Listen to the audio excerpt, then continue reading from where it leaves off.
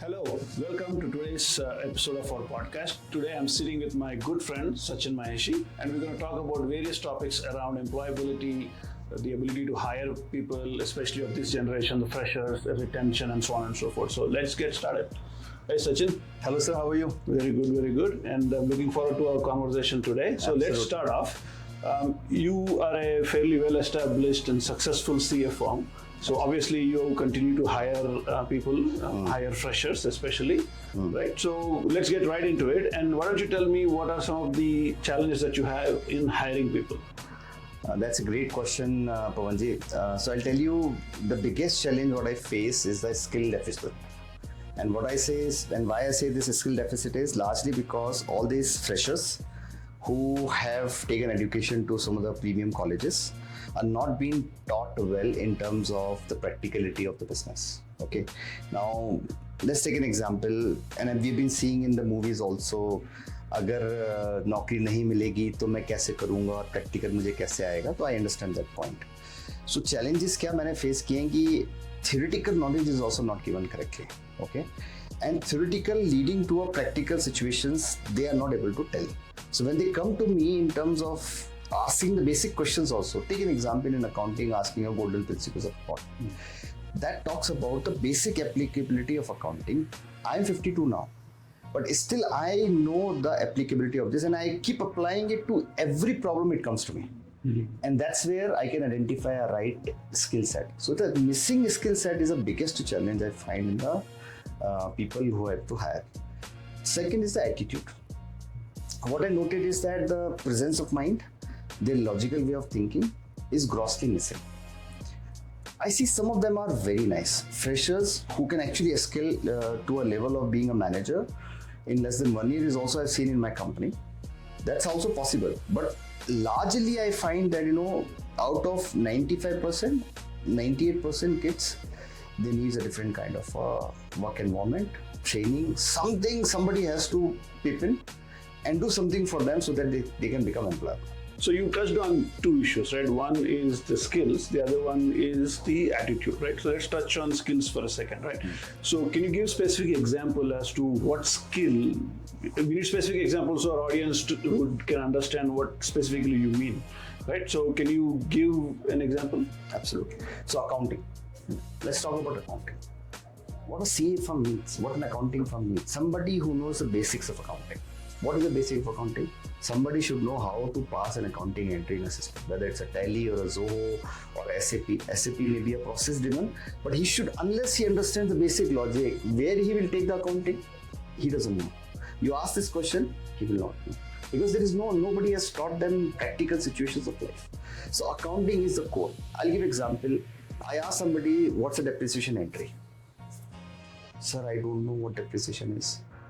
Some person doesn't even know the depreciation. How will you know the depreciation entry? So a particular entry which will go into a general JV, they don't know. What an entry will go to purchases, they don't know. What an entry will go to sales, they don't know. How to make the bank payments entries, they don't know. There are freshers who don't even secure more than 5 marks out of 10. Even some experienced people also, I find it so disheartening that they don't even secure 6 or 7 marks.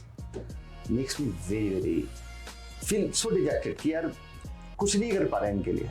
So अगर इनको, let's say you get the opportunity to go into a college or bring a bunch of students in and give them the practical exposure to what they are studying. So what would be a good example? How would you approach it?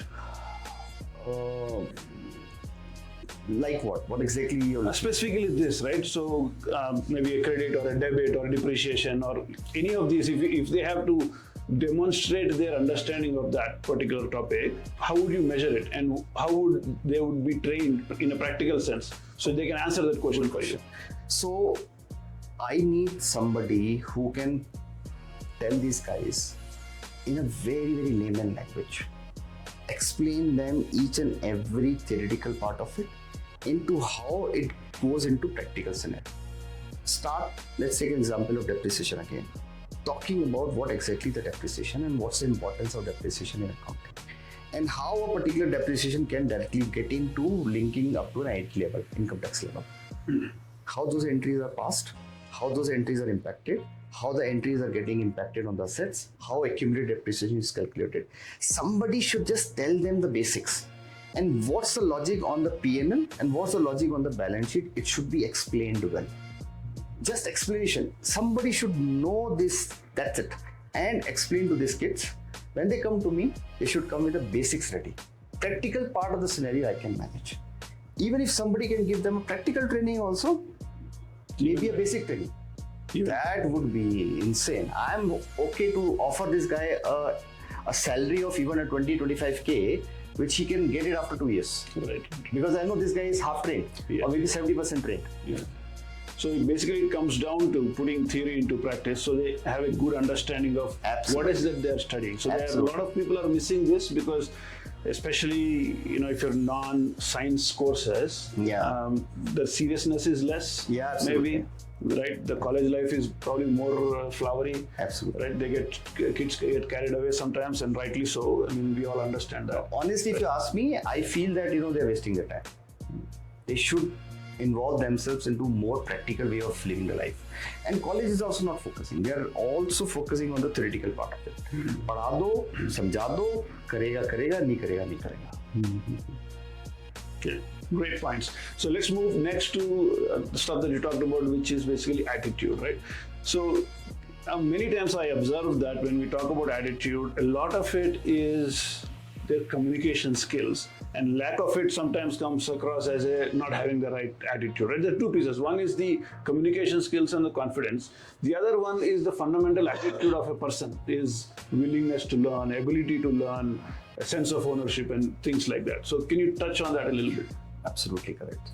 So I will not name a person. 2 years before, a boy came from a very remote town of Karnataka to me. So I hired him as a peon. But I don't like to have people like peons and secretaries and all that. So I was telling him, you're a BCom. Why don't you just get yourself trained and become an accountant here? He said, yeah, sir. Please, if you can help me out. So I started giving him a decent salary, which will help him to sustain. The idea was that this guy should become a good accountant. I'll tell you, he left me after 1.5 years. But if I have to tell you that his eagerness to learn, that stopped after 6 months. I felt so disheartened that this guy could have done wonders had he worked hard. So what he should have done? He should have learned the art of being a good accountant. What are the accounting skills he should have learned, which he did not do when he was in the education, because education was theoretical. Second, the practical way of doing things. Third, his communication skills, because he was from a remote town. I would not say that English is a communication, everyone should learn English, but a sense of behavior should come in to communicate to your clients, learn to be open. When you're talking to Sachin or when you're talking to John or when you're talking to Pawan, you should have that confidence. And you should directly or indirectly convince a customer that this is how it has to be done. And that comes with the confidence which you generate working, right? So he did not put focus on that learning. Third is sense of responsibility and attitude. So that you can build in when you say, sir, I own this. This is my work. And I will make sure that I complete that work rather than passing on the buck to somebody else. Sir, my manager did not review. Sir, customer did not give the data. I don't want to go out of office. It's too hot. So all those of excuses started coming from him. I realized that I bet on a wrong horse. Finally, what happened? 3 customers, what I gave it to him, major mess. I had to personally sit myself, complete that work and get the audit done. I had to, with a very heavy heart, I have to let him go. So you put in the effort, but the reciprocation wasn't there. So does a lot of that to do with language skills? I sometimes feel when somebody is unable to have what they perceive is a required language skill, like Hindi or English, they may feel sort of less confident about being themselves. No, sir, no, I won't agree on that. Okay. She was only dealing with Kannadiga people. I never forced him to have learned English or Hindi, sir. That's not the culture my company is having. We don't discriminate on anything, and I prefer to hire locals only. That's where the support system is created here. Right. So I don't have any migrated populations here. We all are locals here. The focus is that they should learn as much as possible. That learning attitude should not go off. That's where the point is missing. and the practicality of how to apply that in a day-to-day life and be confident that I can become a good accountant. That's something which gets missed out. So that should come as a part of their soft skill training that we should also focus on. So I need somebody to support me in terms of that skill set as well.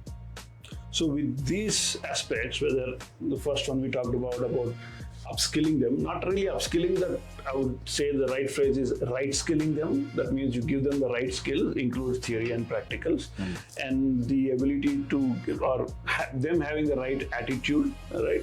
Do these things put together increase their chances of being employable? Absolutely, sir, absolutely. Just imagine this guy came in with zero. Next 1.5 years, I was in a situation to make him at least employable. He did not find, see, my expectations with him was much higher. But if I get this kind of a trained person, I only have to focus on communication skills. I only have to focus on his managerial skills rather than focusing on scratch. So somebody who can get trained in that particular zone, come to me, the rest part of the puzzle I can solve. But I have to start from here and bring him here, it's a tough task.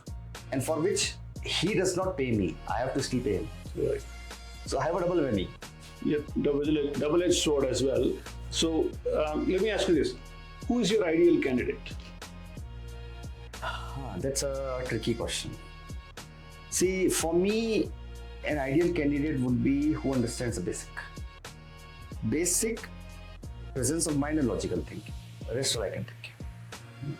Somebody can get themselves trained for the basics. Somebody can know the basics of whatever TDS, GST, PF, PSI, PT, payroll, and they have a decent presence of mind and logical thinking. Absolutely amazing candidates for me. The rest all practical part of the life I can train them. Even that comes in with maybe a 15 days, 1 month kind of a training. They can get it somewhere and come to me. Rest all I can manage. So, but whoever is going to train them should have a logical way of assessing them before recommending it to me. Because I should not be just send somebody with a very, very theoretical knowledge. Somebody should have basic practical knowledge which they have attained during the training and come to me. Those are the ideal candidates for me. Perfect. So let's say you have the ideal candidate, right? So the biggest challenges that we see now, and in the coming episodes, we're going to talk about how we are going to work towards creating those candidates that are near ideal or with the right skills, right sized skill set, right? But that brings up a very good point, which a lot of the companies struggle with today across industries, is retention. All right. Now you hired the right people, and there are two pieces to it. Retention comes later. First, many times people don't show up. Right. So I'm going to ask Sachin very pointy questions on how he's dealing with it today, and then we'll come to retention.